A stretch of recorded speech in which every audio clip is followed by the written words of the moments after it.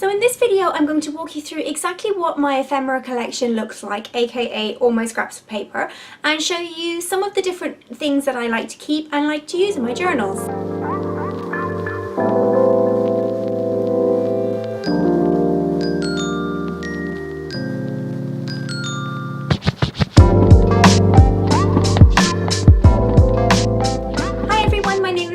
For those of you who don't know me, I am a mixed media artist and art journaler. I share videos, hints and tips twice a week, every week, so don't forget to hit subscribe so that you can stay up to date with all of my latest videos. So I'm going to give you a peek inside all of my ephemera right now, and I'm going to create a second part for this video where I will show you some of the ephemera collection that I've made for free for picking things up all around when I was out and about, and we'll create an art journal page together using those in the next video. So let's talk about ephemera.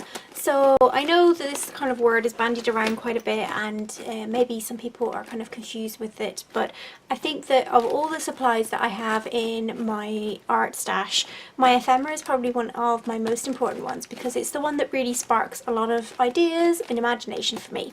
So I just wanted to go through with you a few bits that I've collected. So I have these two really big pouches here, and I tend to keep a lot of my stuff in these. So they're just handy to have everything kind of tidied away. So they're kind of I'm sure you've seen them in like the office stationery stores. So they're quite strong and quite thick, so they're really good for kind of stuffing things in and taking things out. So I'll just go through a few bits with you that I really like to collect.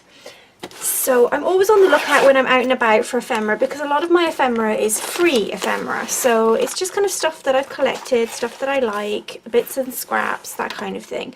So these few bits here might look kind of like scraps, and they are really. This is a bit of deli printed tissue paper, it's a bit of a doily, this is a piece of a sticker paper from a collage thing.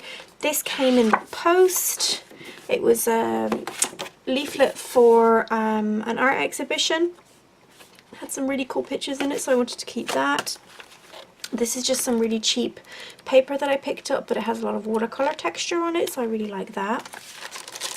This was from a restaurant, so the food was wrapped in one of these, so I asked them for an extra one because I thought it was really cool. This was an Indian restaurant that we went to. Here's some alcohol inks that I had left over from another project, some book pages, some people, a ticket stub.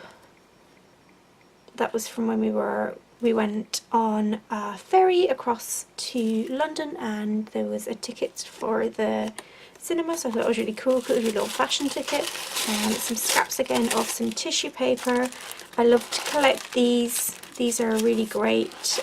These are Victorian scraps, they're called. So they're kind of from when they used to be old-fashioned style scrapbooks. So obviously these are reproductions, so I buy these whenever I see them. They're in a shop called Tiger over here, and they're like €1 I think for 2 sheets, so I always grab them. I really love using them. Some dictionary paper, some more alcohol ink background. So I just tend to keep a whole pile of stuff. Pieces from magazines, just old bits of paper. This is something I bought and never got around to using. Tags. So I just keep everything stashed away. This is from a friend of mine. There's some postcards. A little card from Ray Missigman. Just loads and loads of different stuff. The other half of that leaflet that I had. Some stickers. This is from a magazine. More stickers. More text. So I hope that you get the idea of where I'm going with this. Some stickers again. This is from my Paint with Black free class, so if you haven't seen that already you can join up for that. That was some test pieces for that. More scraps. This was from a packaging of a bag that was going in the rubbish. These are some paper towels that were a lovely colour.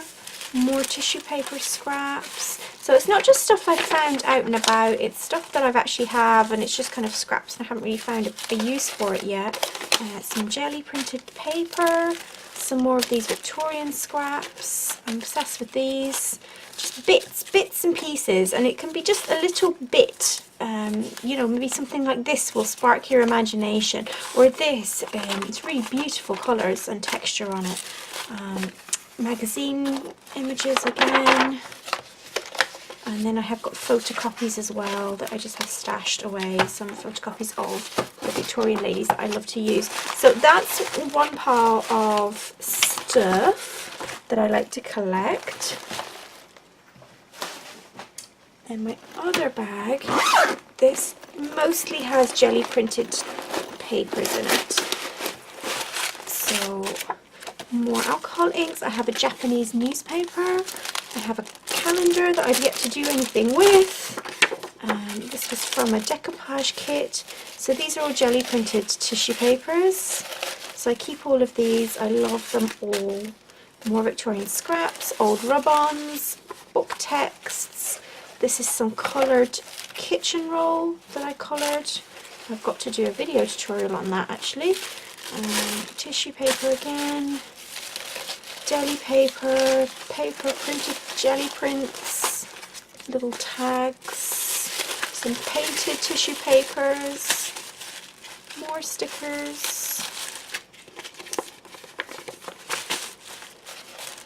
So I'm just always on the lookout for anything that's bright, anything that's colourful.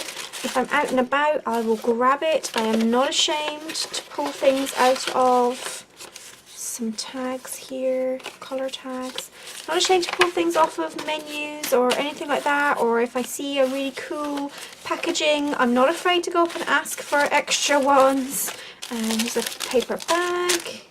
This is a tube map from London. Just anything and everything. More ink spots. These are just some tags, some little mini files. All sorts of stuff, feather.